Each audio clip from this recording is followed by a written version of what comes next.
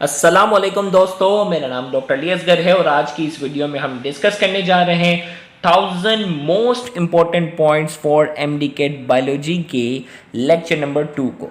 याद रखिएगा, lecture number 1 में हमने स्टार्टिंग में बहुत से पॉइंट डिस्कस किए थे जिसमें variety of life virus related बहुत सारे टॉपिक्स को हमने जो है वो डिस्कस किया था। और आज के इस लेक्चर नंबर 2 में स्टार्टिंग में हम बायोलॉजिकल मॉलिक्यूल्स के कुछ इंपॉर्टेंट पॉइंट्स को डिस्कस करने जा रहे हैं। तो आज के इस लेक्चर को शुरू करने से पहले एक मर्तबा फिर रिक्वेस्ट करेंगे कि अगर आपने अब तक हमारे इस चैनल को सब्सक्राइब नहीं किया, जो कि सिंध बोर्ड टीचिंग के नाम से है, तो काइंडली आज ही आप हमारे इस चैनल को सब्सक्राइब करें और साथ ही साथ बेल आइकन को लाजमी क्लिक करें ताकि हमारी अपलोड करदा तमाम इंपॉर्टेंट वीडियोज़ की नोटिफिकेशन भी आपको रिसीव होती रहे। तो आइए हम स्टार्ट करते हैं बायोलॉजिकल मॉलिक्यूल्स के इंपॉर्टेंट पॉइंट्स से। 6 major bioelements that constitute 99% of human body। याद रखिएगा कि इन ह्यूमन बॉडी का 99% हिस्सा जो है वो सिर्फ 6 एलिमेंट से मिलकर बना हुआ है। अब इसमें हमारे पास जो है वो सबसे ज़्यादा जो नंबर 1 पर है वो क्या है? ऑक्सीजन, जो कि 65% है। सेकंड नंबर पे आ जाता है कार्बन और थर्ड नंबर पे आता है हाइड्रोजन। अब देखिए, बच्चे परेशान हो रहे होंगे कि सर इनकी परसेंटेज हम कैसे याद कर सकें। अगर आप परसेंटेज याद कर सकते तो अच्छी बात है, लेकिन अगर आप परसेंटेज याद नहीं कर सकते तो इनका ऑर्डर याद कर लें कि भाई ऑक्सीजन मेजर बायो एलिमेंट कौन कौन से हैं। इन 6 के नाम याद होने चाहिए और 6 के नाम आपको सीक्वेंस में याद होने चाहिए। सबसे पहले ऑक्सीजन, फिर कार्बन, फिर हाइड्रोजन, फिर इसी तरीके से हमारे पास जो है वो नाइट्रोजन है हमारे पास, फिर नाइट्रोजन के बाद कैल्शियम है हमारे पास, कैल्शियम के बाद हमारे पास क्या है? फॉस्फोरस है। तो हमारे पास ये 6 जो है वो मेजर एलिमेंट हमारे पास हैं। Oxygen, carbon, hydrogen, nitrogen, calcium और फॉस्फोरस। इन 6 के नाम याद होने चाहिए। अगर आपकी मेमोरी अच्छी है, परसेंटेज याद कर सकते हो तो अच्छी बात है, वरना इस ऑर्डर में आपने जो है वो इनके नाम याद रखने हैं। तो ये हमारे जो है वो मेजर एलिमेंट्स जो हैं वो 99% हमारी जो बॉडी है, हमारी बॉडी का जो 99% हिस्सा है वो इन्हीं चीज़ों से मिलकर बना। अब आ जाते हैं माइनर एलिमेंट्स। माइनर एलिमेंट्स हमारे पास जो हैं, इसमें हमारे पास आ जाता है पोटेशियम, पोटेशियम के बाद जो है वो सल्फर, सल्फर के बाद क्लोरीन, क्लोरीन के बाद सोडियम, सोडियम के बाद मैग्नीशियम। तो पोटेशियम, सल्फर, क्लोरीन, सोडियम और मैग्नीशियम ये किस कैटेगरी में आ जाते हैं? ये आते हैं माइनर एलिमेंट्स में। अगर आप इनकी परसेंटेज भी याद नहीं कर सकते तो इनके नाम याद कर लें। भाई एमसीक्यू में आ सकता है कि इनमें से कौन सा एलिमेंट जो है वो मेजर एलिमेंट है, तो मेजर 6 थे। इनमें से कौन सा एलिमेंट जो है वो क्या है? माइनर एलिमेंट है, वो आपने करना है। इसी तरीके से फिर तीसरी कैटेगरी हमारे पास आ जाती है, वो है ट्रेस एलिमेंट्स। वो एलिमेंट जो बिल्कुल ही माइनर से भी कम, बिल्कुल ही मामूली से मिकदार में है, तो उन्हें हम कहते हैं ट्रेस। ट्रेस का मतलब होता है बहुत ही कम मिकदार में। अब बहुत ही कम मिकदार में हमारे पास कौन कौन से हैं? हमारे पास है आयरन, आयरन के बाद जो है कॉपर, कॉपर के बाद मैग्नीशियम, मैग्नीशियम के बाद zinc. Iron, copper, magnesium, zinc ये बिल्कुल ट्रेस अमाउंट में है, जबकि पोटेशियम, सल्फर, क्लोरीन, सोडियम और मैग्नीशियम ये माइनर एलिमेंट्स में आते हैं।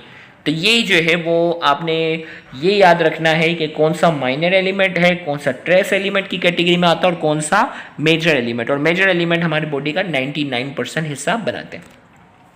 अब हम बात करने जा रहे हैं बायो मॉलिक्यूल्स की। अब देखिए भाई, एलिमेंट्स की बात हो गई ना, एलिमेंट्स में तो उसमें हमें अलग अलग जो है वो मेटल के जो मतलब समझ लें कि एलिमेंट्स के हमने नाम लिए जो कि पीरियोडिक टेबल में होते हैं ना, आयरन, कॉपर, मैग्नीशियम, जिंक। अब मॉलिक्यूल्स की बात होगी। अब आपको मालूम है एटम मिलकर क्या बनाते हैं? मॉलिक्यूल्स बनाते हैं। तो बायो मॉलिक्यूल्स जो मैमल के सेल में, अब देखिए मुख के अंदर जो वो फेडरल में पूरा चार्ट बना हुआ है कि बैक्टीरियल सेल में क्या है, मेमेलियन सेल में क्या है। तो आपने जो है वो बैक्टीरियल को भले आप छोड़ दें, मेमेलियन सेल की जो है वो आपने चीज़ें जो याद रखनी है। तो सबसे ज़्यादा इसमें जो है नंबर 1 पे हमारे पास जो है वो क्या है? वाटर 70%, फिर आता है प्रोटीन 18%, फिर आता है कार्बोहाइड्रेट, फिर लिपिड, फिर डीएनए और फिर आरएनए। अगर आप इनकी परसेंटेज याद कर सकते हैं तो क्या ही बात है, लेकिन अगर आपको लग रहा है कि मैं इसकी परसेंटेज को सही से रिटेन नहीं रख सकता तो आपने ऑर्डर याद रखना है कि हमारे जिस्म में सबसे ज़्यादा पानी है, वाटर, वाटर के बाद जो है वो प्रोटीन है, प्रोटीन के बाद आता है कार्बोहाइड्रेट, कार्बोहाइड्रेट के बाद आता है लिपिड, लिपिड 3% है, फिर इसके बाद डीएनए और आरएनए आते हैं। तो ये आपने ऑर्डर वाइज करना है। वैसे इसकी परसेंटेज भी याद हो सकती है, 70% वाटर है, 18% प्रोटीन है, 4% कार्बोहाइड्रेट्स है, 3% लिपिड है, डीएनए 0.25% है और आरएनए 1.1% है। लेकिन अगर परसेंटेज याद नहीं है तो ऑर्डर वाइज आपने याद रखना है कि सबसे ज़्यादा कौन है, फिर कौन है, फिर कौन है, ये ऑर्डर करना है। अब हम बात करने जा रहे हैं पेंटोज शुगर और हेक्सोज शुगर। याद रखिएगा, ट्रायोज, टेट्रोज, पेंटोज, ये तो सिंध बोर्ड में भी बहुत अच्छा सा लिखा हुआ है, तो इसको हमने जो वो उस पूरे चार्ट को नहीं डिस्कस किया, क्योंकि उसमें जो चीज़ें सिंध बोर्ड में लिखी है उनको हम बार बार रिपीट नहीं कर रहे। तो पेंटोज 5 कार्बन वाली शुगर और हेक्सोज जो है वो 6 कार्बन वाली है। अब उनको जो है ना, पेंटोज और हेक्सोज में ना 2 वेराइटी है, अल्फा शुगर और बीटा शुगर। पेंटोज में और हेक्सोज में 5 कार्बन वाले और 6 कार्बन वालों में 2 वेराइटी हमारे पास। एक हमारे पास अल्फा शुगर कहलाता है और दूसरा हमारे पास क्या है, बीटा शुगर। अल्फा शुगर हमारे पास क्या है, in alpha sugar OH group is found downward on carbon 1। भाई 6 कार्बन है ना, अब 6 कार्बन हमारे पास है हेक्सोज के अंदर, तो अगर अल्फा शुगर हम उसको कहेंगे जिसमें कार्बन नंबर 1 पर OH ग्रुप जो होता है वो डाउनवर्ड नीचे की तरफ होता है, तो वो अल्फा शुगर है। और अगर ऊपर की तरफ है तो वो क्या कहलाएगा, ऊपर की तरफ है तो वो क्या कहलाएगा, बीटा शुगर। तो यह हमारा डाउनवर्ड है तो अल्फा और अपवर्ड है तो बीटा, ये याद रखना है। फिर इसी तरीके से D sugar are right handed molecules and L sugar are left handed molecule. ये वैसे केमिस्ट्री के अंदर जो है वो एंटायोमर आइसोमर्स की जो अलग टाइप है, ज्योमेट्रिकल जो हम आइसोमर्स जो पढ़ते हैं वहाँ उसको डिटेल में एक्सप्लेन किया गया है, लेकिन यहाँ इस लेवल पर आपको पॉइंट याद रखना है कि राइट हैंडेड शुगर जो उनको डी शुगर कहते हैं और लेफ्ट हैंडेड शुगर जो होते हैं वो एल शुगर कहते हैं। बाकी इसका जो डिटेल कॉन्सेप्ट है वो केमिस्ट्री में हमने बिल्कुल डिटेल में समझाया हुआ है। इसी तरीके से हमारे पास जो है, अब आपने बॉन्डिंग याद रखनी है। डी शुगर राइट हैंडेड थे, एल शुगर जो है वो लेफ्ट हैंडेड थे। अब आपने जो है वो बॉन्ड जो है वो पास्ट पेपर में बोर्ड पूछा गया है कि भाई सक्रोज के अंदर, अब देखो भाई आपने पढ़ा है ना, सक्रोज के अंदर फ्रक्टोज और ग्लूकोज मिलते हैं, माल्टोज के अंदर 2 ग्लूकोज हैं और लैक्टोज के अंदर 1 ग्लूकोज और 1 गैलेक्टोज है। ये तो भाई सिंध बोर्ड में भी लिखा हुआ है। अब इनके अंदर बॉन्डिंग कौन सी है वो आपने जो है वो क्या करनी है, अच्छे से याद रखनी है कि भाई इस सक्रोज की अगर हम बात करने जा रहे हैं तो सक्रोज के अंदर 1,2 ग्लाइको अल्फा 1,2 ग्लाइकोसाइडिक लिंकेज होता है। इसी तरीके से अगर मल्टोज की अगर बात की जाए तो मल्टोज के अंदर जो 2 ग्लूकोज आपस में जो जुड़े हुए होते हैं उनके अंदर अल्फा 1,4 ग्लाइकोसाइडिक लिंकेज होता है। और इसी तरीके से लैक्टोज के अंदर जो ग्लूकोज और गैलेक्टोज जुड़े हुए होते हैं उनके अंदर बीटा 1,4 ग्लाइकोसाइडिक लिंकेज होता है। तो सुक्रोज के अंदर अल्फा 1,2 ग्लाइकोसाइडिक लिंकेज है, माल्टोज के अंदर अल्फा 1,4 ग्लाइकोसाइडिक लिंकेज और लैक्टोज के अंदर बीटा 1,4 ग्लाइकोसाइडिक लिंकेज है। ये लिंकेज आपने अच्छे से याद रखना है। फिर इसके बाद हम आते हैं पॉलीसेक्राइड की तरफ। 2 chain of glucose occur in starch. Starch के अंदर जो है वो ग्लूकोज की 2 किस्म की चेन होती है। एक हमारे पास कहलाती है अमाइलोज और दूसरी हमारे पास कहलाती है अमाइलोपेक्टिन। क्या कहलाती है, एक अमाइलोज है और एक क्या है, amylopectin. Amylose is unbranched glucose attached together by alpha 1,4 glycosidic linkage. ये भी आपसे पूछा जाएगा कि भाई अमाइलोज में जो है वो अनब्रांच है, बिल्कुल स्ट्रेट चेन होती है ग्लूकोज की, उसके अंदर ग्लूकोज जो है वो कौन से लिंकेज के जरिए जुड़े हुए होते हैं, तो आपका आंसर क्या होगा, अल्फा 1,4 ग्लाइकोसाइडिक लिंकेज। ये वही लिंकेज है जो मल्टोज में भी अगर आप देखें तो मल्टोज के अंदर भी आपके पास क्या है, अल्फा 1,4 ग्लाइकोसाइडिक लिंकेज है। सेम इसी तरीके से हम बात करेंगे amylopectin has branch structure. Amylopectin जो वो ब्रांच है और अमाइलोज जो वो स्ट्रेच है। Glucose are also attached by alpha 1,6 glycosidic linkage. भाई उसमें जो है अमाइलोज में स्ट्रेट चेन थी, सारे के सारे अल्फा 1,4 ग्लाइकोसाइडिक लिंकेज के जरिए जुड़े हुए हैं, जबकि अमाइलोपेक्टिन में भी यही स्ट्रेट चेन है, अल्फा 1,4 ग्लाइकोसाइडिक लिंकेज के जरिए जुड़े हुए हैं। लेकिन इसके साथ साथ जो ब्रांचेस निकल रही हैं उन ब्रांचेस की अगर मैं बात करूं तो ब्रांच के अंदर कौन सा बॉन्ड है, ब्रांच के अंदर जो बॉन्ड होता है वो अल्फा 1,6 ग्लाइकोसाइडिक लिंकेज है। यानी अमाइलोपेक्टिन के अंदर अल्फा 1,4 ग्लाइकोसाइडिक लिंकेज के जरिए ग्लूकोज जो है वो स्ट्रेट चेन में तो अटैच ही है, लेकिन उससे जो अलग अलग जो शाखें निकल रही हैं वो क्या है, अल्फा 1,6 ग्लाइकोसाइडिक लिंकेज के जरिए जो है वो अलग अलग इससे ब्रांचेस निकल रही हैं। अब हम बात करेंगे स्टार्च की कुछ property. Starch is homopolysaccharide form by condensation of hundreds of alpha glucose. यहाँ हम ये बात करने जा रहे हैं कि स्टार्च जो वो होमोपोलीसेकेराइड वो होते हैं जो सेम टाइप ऑफ मोनोमर से मिलकर बनाओ, सेम तरह के मॉलिक्यूल आपस में जुड़कर जब बड़ा सा जो है वो कार्बोहाइड्रेट बना रहे होते हैं तो उसे हम कहते हैं होमोपोलीसेकेराइड। तो स्टार्च जो है वो क्या है, होमोपोलीसेकेराइड, जो कि बनता है form by condensation of hundreds of alpha glucose. Hundreds of alpha glucose जो है वो क्या होते हैं, आपस में मिलते हैं, तो ये बनता है स्टार्च। जबकि ग्लाइकोजेन की अगर हम बात करें, ग्लाइकोजेन भी क्या है, होमोपोलीसेकेराइड से form by condensation of hundreds of alpha glucose. ये भी क्या है, अल्फा ग्लूकोज से ही मिलकर बना है। वहां पे भी अल्फा ग्लूकोज है स्टार्च में भी और यहाँ पे भी। तो क्या फर्क है आगे मैं बताऊंगा। तो भाई स्टार्च भी जो है वो condensation hundreds of alpha glucose मिलकर स्टार्च बना रहे हैं और हंड्रेड्स ऑफ अल्फा ग्लूकोज मिलकर जो वो ग्लाइकोजेन भी बना रहे हैं। ग्लाइकोजेन का जो दूसरा नाम है वो क्या है, इसे एनिमल स्टार्च भी कहते हैं। और दोनों याद रखिएगा किस सोल्यूशन के अंदर ग्लाइकोजेन अवेलेबल है, किस सोल्यूशन के अंदर जो है वो स्टार्च अवेलेबल है। तो उसके लिए एक टेस्ट होता है, उस टेस्ट का नाम है आयोडीन टेस्ट। और याद रखिएगा both are confirm by iodine test. दोनों को किससे हम कंफर्म करते हैं, आयोडीन टेस्ट से। तो आयोडीन टेस्ट में हमें कैसे पता चलेगा कि ग्लाइकोजेन है और हमें कैसे पता चलेगा स्टार्च है। तो ग्लाइकोजेन कौन सा कलर देता है, glycogen give red colour with iodine solution. Iodine solution जो कि ऑरेंज कलर टाइप का होता है, ऑरेंज से मिलता जुलता कलर होता है, उसमें अगर ग्लाइकोजेन का अगर सोल्यूशन और उसमें अगर आयोडीन डालेंगे तो उसका कलर कैसा हो जाएगा, रेड हो जाएगा। जबकि अगर स्टार्च वाला अगर सोल्यूशन अगर आयोडीन सोल्यूशन के साथ मिलाते हैं तो इसमें क्या बनेगा, ब्लू कलर हो जाएगा। तो स्टार्च जो है वो क्या है, gives blue colour with iodine solution, और ग्लाइकोजेन क्या है, gives red colour with iodine solution. वो रेड कलर जो है वो क्या करता है, प्रोवाइड करता है। अब ग्लाइकोजेन और स्टार्च में क्या फर्क है, glycogen resembles with amylopectin. Glycogen क्या करता है, अमाइलोपेक्टिन से रिजेंबल्स रखता है।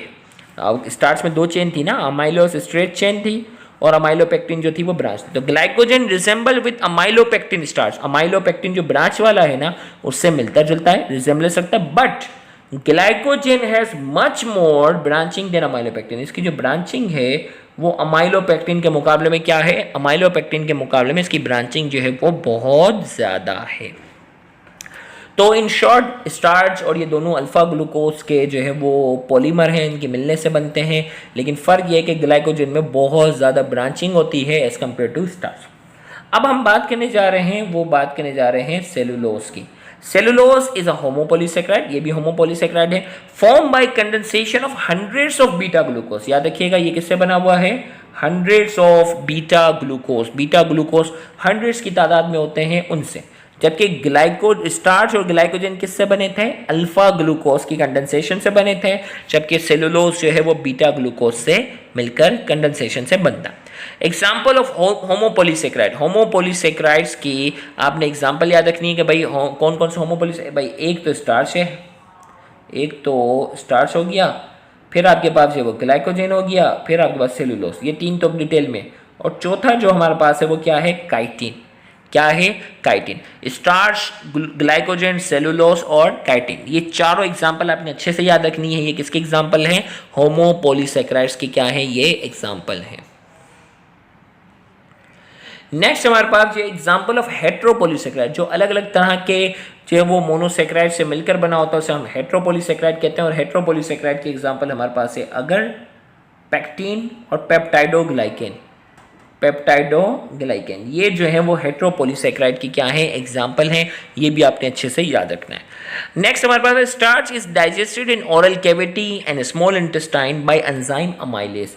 स्टार्च जो है ना वो ओरल कैविटी में भी इसकी डाइजेशन होती है और स्मॉल इंटेस्टाइन में भी इसकी डाइजेशन होती है। और वो डाइजेशन करने वाला जो एंजाइम होता है उसका नाम क्या है, अमाइलेज। अमाइलेज जो होता है वो स्टार्च की क्या करता है, डाइजेशन करता है।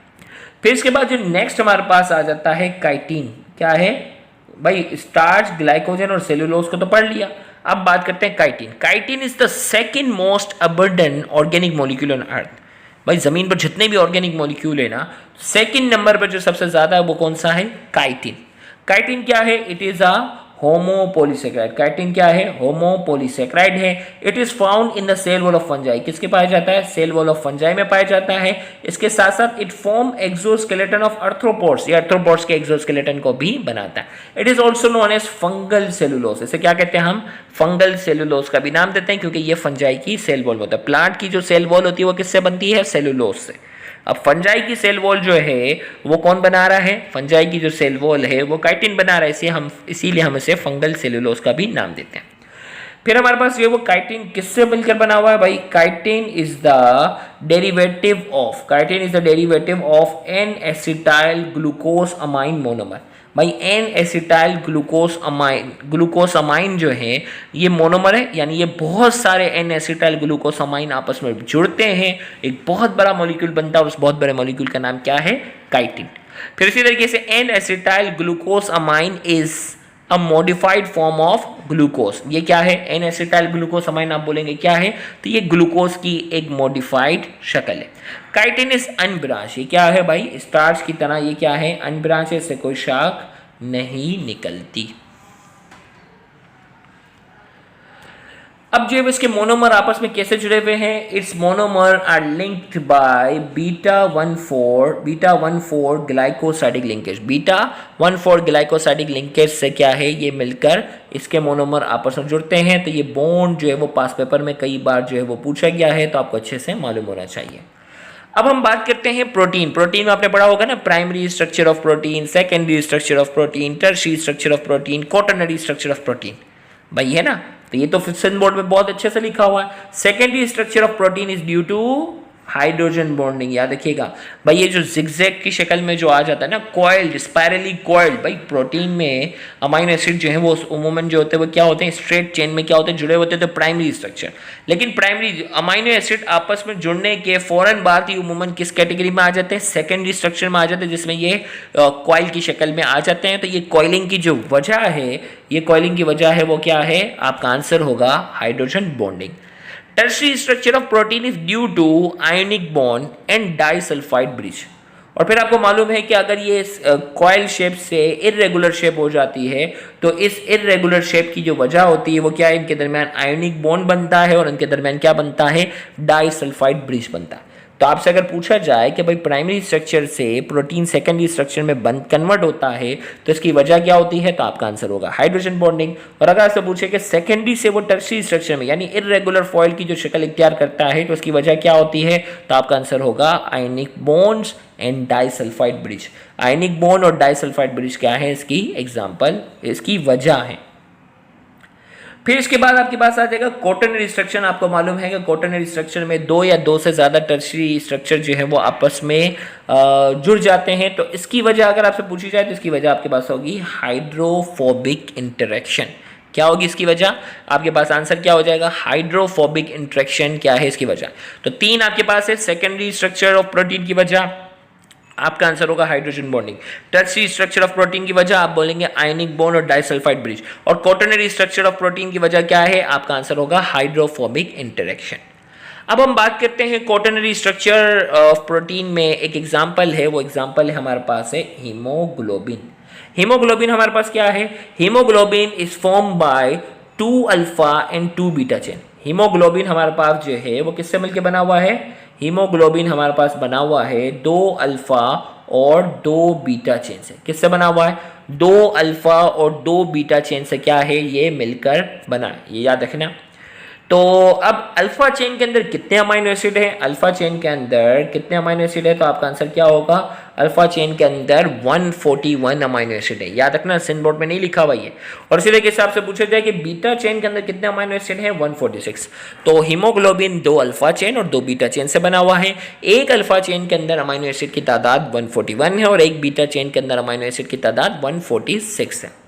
फिर इसी तरीके से हमारे पास sickle cell haemoglobin show one difference from normal haemoglobin. अब भाई हमें मालूम है कि नॉर्मल हीमोग्लोबिन के अंदर 2 अल्फा चेन है और 2 बीटा चेन है।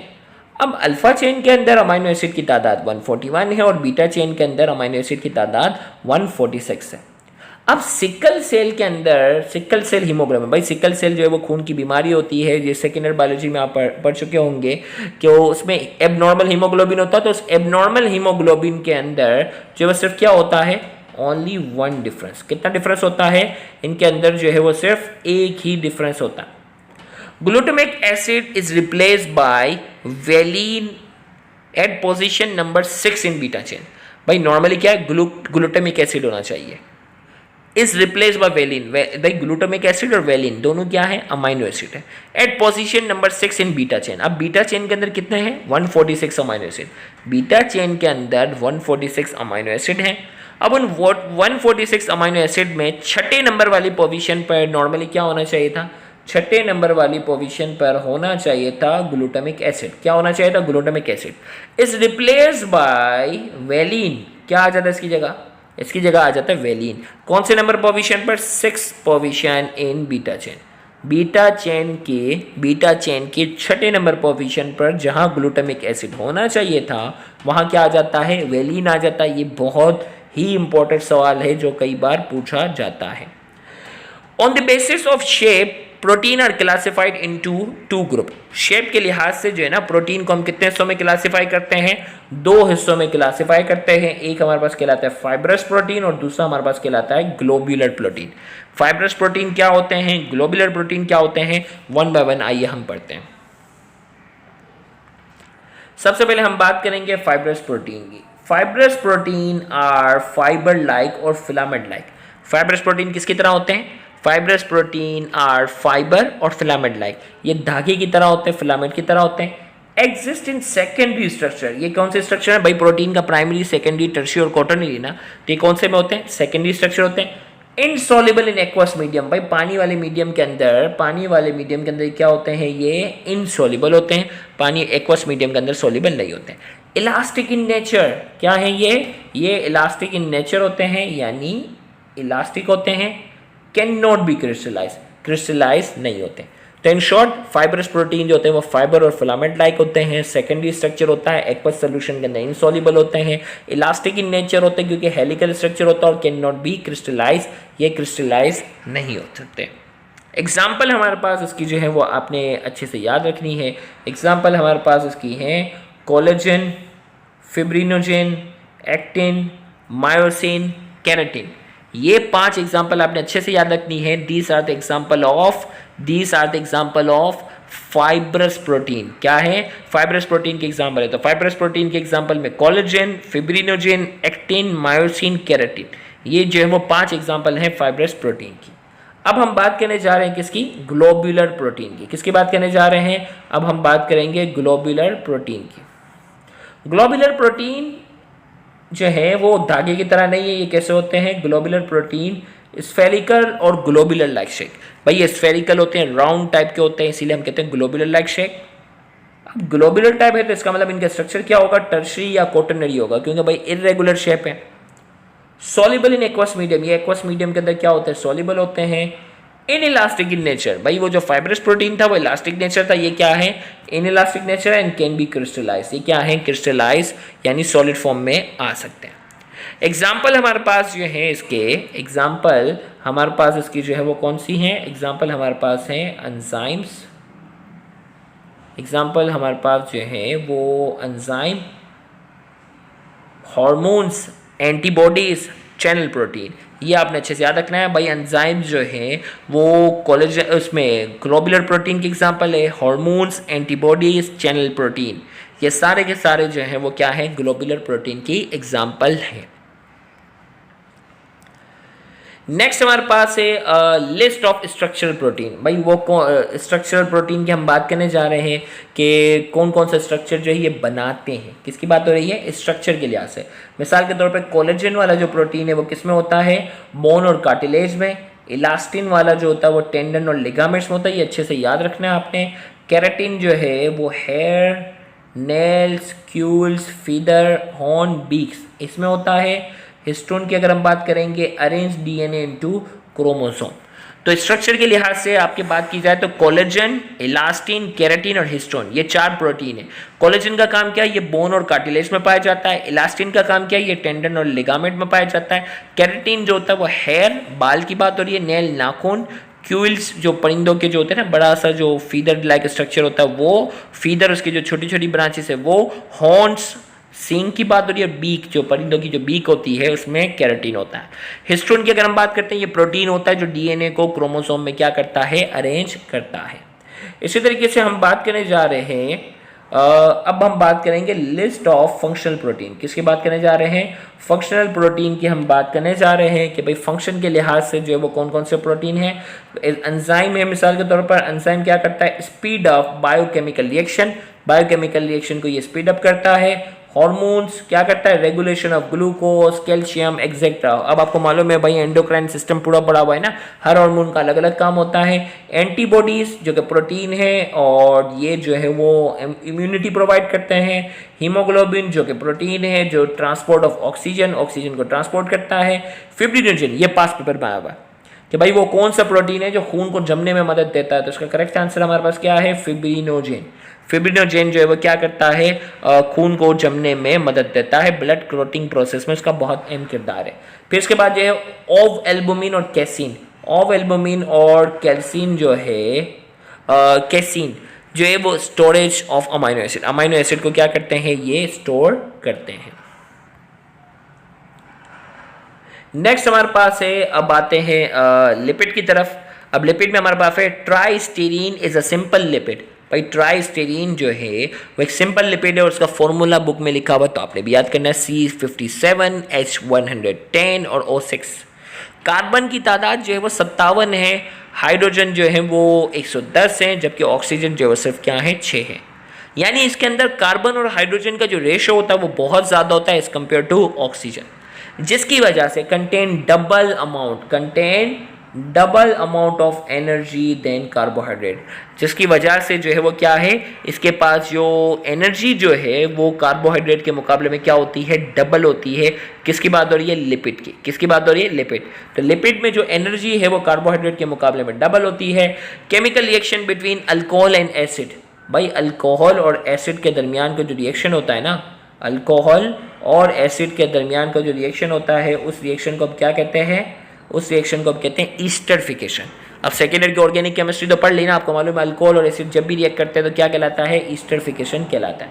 अब इसके बाद जो है वो सिंपल फैटी एसिड। अब देखें भाई अल्कोहल और एसिड, अब यहाँ एसिड जो है वो लिपिड में कौन सा होता है? Fatty acid. तब फैटी एसिड हमारे पास 2 हैं, एसिडिक एसिड जिसमें 2 कार्बन होते हैं, ब्यूटारिक एसिड जिसमें 4 कार्बन एटम होते हैं, और ये क्या है? Are simple fatty acid. क्या है भाई? ये सिंपल फैटी एसिड। तो अगर आपसे पूछा जाए कि सिंपल फैटी एसिड कौन से हैं? 2, आप बोलेंगे एसिडिक एसिड जिसमें 2 कार्बन है, ब्यूटारिक एसिड जिसमें कितने कार्बन है? 4 कार्बन, ये सिंपल फैटी एसिड है। जबकि हमारे पास जो है वो क्या है? Palmitic acid. पाल्मिटिक एसिड जिसमें कितने कार्बन होते हैं? 16 कार्बन होते हैं, 16। स्टेरिक एसिड जिसमें कितने कार्बन होते हैं? 18 कार्बन। तो palmitic acid 16 carbon, stearic acid जिसमें कितने? 18 कार्बन। और मोस्ट कॉमन फैटी एसिड, ये क्या है? मोस्ट कॉमन फैटी एसिड है। तो अब मोस्ट कॉमन में आपके पास जो है वो सिर्फ 2 हैं ये, और आप कहेंगे पाल्मिटिक एसिड और स्टेरिक एसिड। पाल्मिटिक में 16 कार्बन है और स्टेरिक में 18 कार्बन है। ये भी अगर कार्बन की तादाद भी याद हो जाए तो बड़ी बात है। तो हमने कहा simple fatty acid, acidic acid और butyric acid, common fatty acid, palmitic acid और स्टेरिक एसिड। अब हम बात करेंगे ऑयलिक एसिड। ऑयलिक एसिड जो है वो क्या है? ऑयलिक एसिड जो है ये अनसैचुरेटेड फैटी एसिड है and found in olive oil. किसमें होता है? जैतून के तेल के अंदर ये पाया जाता है। इसी तरीके से linoleic acid is unsaturated fatty acid found in vegetable oils. Linoleic acid जो है वो अनसैचुरेटेड फैटी एसिड है और ये क्या है? वेजिटेबल ऑयल्स के अंदर क्या होता है? पाया जाता है। ऑयलिक एसिड जो वो अनसैचुरेटेड फैटी एसिड है और जो कि ऑलिव ऑयल में पाया जाता है। ऑयलिक एसिड की अगर हम बात करने जा रहे हैं तो ऑयलिक एसिड में हम 18 कार्बन है, लाइनोलिक एसिड में भी कितने हैं? 18 हैं। अब आपके पास जो है वो डेफिनेशन आ रही है मोनोग्लाइसराइड, डाइग्लाइसराइड और आ जाता है ट्राइग्लाइसराइड। मोनोग्लाइसराइड में क्या है? एक ग्लाइसरॉल, एक फैटी एसिड है। और डाइग्लिसराइड में एक ग्लिसरॉल है और 2 फैटी एसिड हैं, और इसी तरीके से जो है वो ट्राइग्लिसराइड में एक ग्लिसरॉल और एक फैटी एसिड इसके अंदर क्या है, मौजूद है। Triglyceride are also known as neutral lipid. क्या है, ट्राइग्लिसराइड को हम क्या कहते हैं, न्यूट्रल लिपिड कहते हैं, क्योंकि इसमें ग्लाइसरॉल के अंदर 3 OH ग्रुप है। ग्लाइसरॉल में कितने OH ग्रुप हैं, 3 OH ग्रुप है, और वो तीनों फैटी एसिड के साथ जो रिएक्ट करता है तो कंप्लीट न्यूट्रल हो जाता है, इसीलिए हम उसे कहते हैं neutral lipid. Most common type of phospholipid is phosphatidyl choline. याद रखिएगा, ये भी बाकायदा जो है वो एमसीक्यू में आ सकता है कि भाई मोस्ट कॉमन फॉस्फोलिपिड जो है वो कौन सा है, तो मोस्ट कॉमन फॉस्फोलिपिड जो है वो फॉस्फेटाइडिल कोलिन है। और phosphatidyl choline is also known as lecithin. Phosphatidyl choline को हम क्या कहते हैं, लेसिथिन का भी क्या करते हैं, नाम देते हैं। फिर इसके बाद हमने यहाँ बात की 2 आइसोप्रीन यूनिट फॉर्म अ मोनोट्रीन। भाई आइसोप्रीन यूनिट जो होता है इसमें 5 कार्बन होते हैं और 8 हाइड्रोजन होते हैं। टर्पीनोइड्स की बात करेंगे। दो आइसोप्रीन यूनिट जो है वो आपस में जुड़ते हैं तो हमारे पास क्या बनता है, हमारे पास बनता है मोनोट्रीन, मोनोटर्पीन। क्या बनता है, मोनोटर्पीन हमारे पास बनता है, और मोनोटर्पीन की हमारे पास एग्जांपल है मेंथोल। क्या है, मेंथोल। जबकि 4 डाइटर्पीन, गौर से सुनिएगा, फॉर्म अ डाइटर्पीन। देखिए भाई, मोनोटर्पीन के लिए 2 आइसोप्रीन यूनिट की जरूरत थी। अगर यही आइसोप्रीन यूनिट जो है वो 4 आपस में जुड़ जाते हैं तो हमारे पास क्या बनता है, हमारे पास बनता है डाइटर्पीन। और डाइटर्पीन की एग्जांपल हमारे पास है विटामिन ए, फाइटोल जो कि क्लोरोफिल की क्या करता है, टेल बनाता है। और 6 जो है वो आइसोप्रीन यूनिट मिलते हैं तो क्या बनता है, ट्राइटर्पीन। और ट्राइटर्पीन में हमारे पास एग्जांपल है अम्बेरिन। ये डिफरेंट केमिकल्स के नाम हैं, तो ये हमारे पास जो है वो ट्राइटर्पीन की एग्जांपल, डाइटर्पीन की एग्जांपल, मोनोटर्पीन की एग्जांपल याद रखनी है। और natural rubber is a polyterpene. Natural rubber हमारे पास जो है वो क्या है, नेचुरल रबर हमारे पास जो है वो पॉलीटर्पीन की क्या है, एग्जाम्पल है। नेचुरल रबर हमारे पास जो किसकी एग्जाम्पल है, पॉलीटर्पीन की क्या है, एग्जाम्पल है। ये आपने अच्छे से याद रखना है। तो यहाँ जाकर हमारा आज का ये लेक्चर नंबर 2 जो है वो मुकम्मल हुआ। इंशाल्लाह लेक्चर नंबर 3 में हम मज़ीद पॉइंट्स को डिस्कस करेंगे जो कि MDCAT पॉइंट ऑफ व्यू से बहुत ज़्यादा अहमियत रखते होंगे, तो उन लेक्चर्स को भी देखना मत भूलिएगा। Thank you very much. अल्लाह हाफिज़।